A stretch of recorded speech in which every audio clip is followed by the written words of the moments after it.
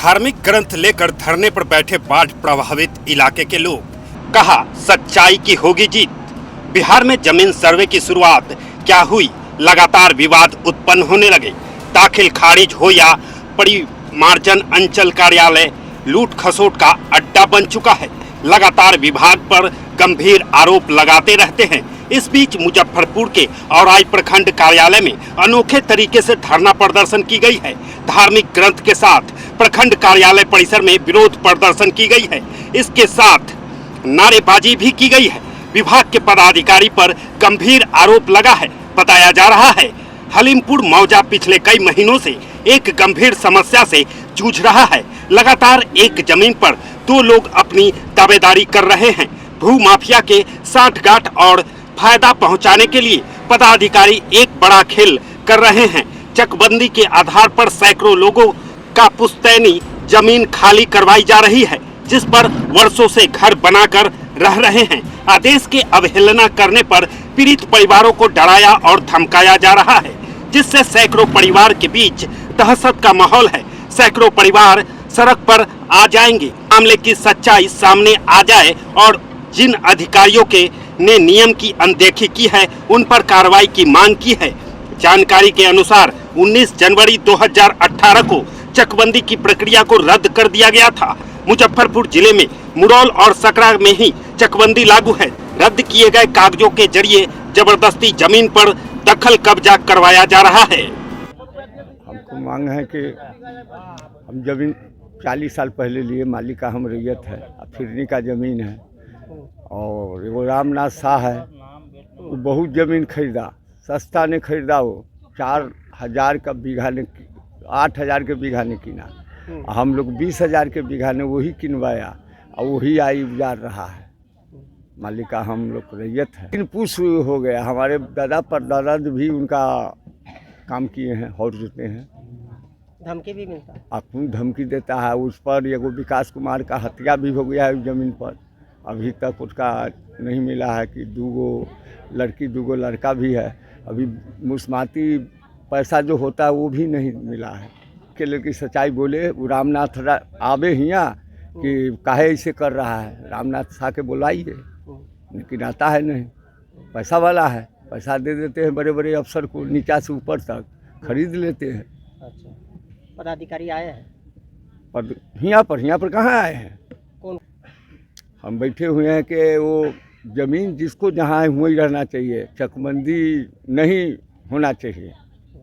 सरकार में चकबंदी को कैंसिल कर दिया तो ठीक है, सरकार को हकबंदी करा दे कि कहाँ हमारा ज़मीन है। अब यहाँ से लेकर पटना तक रोड पर उसके मरने के लिए एक क्या हज़ारों साधु यहाँ से लेकर के प्रयागराज, अयोध्या, कहाँ जनकपुर है तहाँ तक का गुरु भाई आ जाएंगे, मेरे गुरुजी भी आ जाएंगे।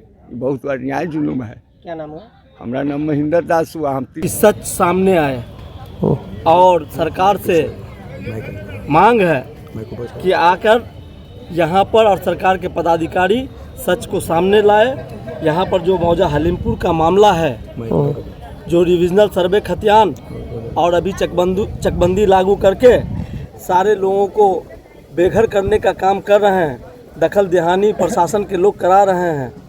रेवेन्यू अधिकारी और सीओ साहब के नेतृत्व में, अपर समाहर्ता के नेतृत्व में यहाँ दखल दहानी कराने का काम किया जा रहा है, जो अनुचित है, अन्याय है। आम लोगों की परेशानी जटिल होती जा रही है और कोई सुनने वाला नहीं है।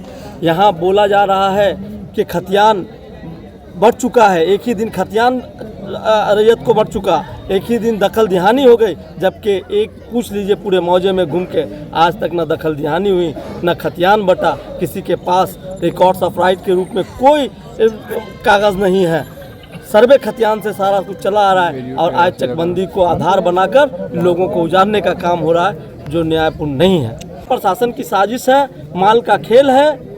बैकडोर में भूमाफिया लोगों से माल कमा करके और गलत तरीके से गरीब जनता को उजाड़ने का काम हो रहा है। कितना परिवार जो है बेघर? सैकड़ों परिवार बेघर हो सकते हैं इससे, अगर समय रहते सरकार इस पर ध्यान नहीं दिया तो।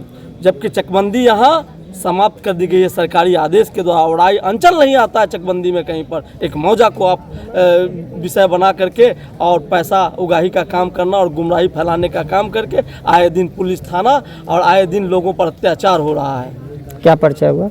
मोहम्मद एजाज, ग्राम हलीमपुर, और मैं सामाजिक कार्यकर्ता भी हूँ और ये जहाँ बैठा हुआ हूँ यही मेरा मौजा है और मैं मूल निवासी हूँ यहाँ का। मेरी भी ज़मीन की समस्याएं हैं यहाँ। ये है कि हम लोग ने ज़मीन लिया 1978 में, खतियानी ज़मीन, और आज तक हम लोग अपने कब्जे में, हम लोग के कब्जे में है।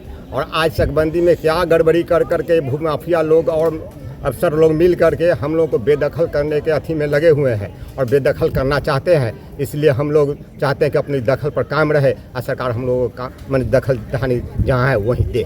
किसी की साजिश लग रही है इसमें? साजिश है, इसमें भूमाफिया लोग कुछ मिले हुए हैं और अफसर।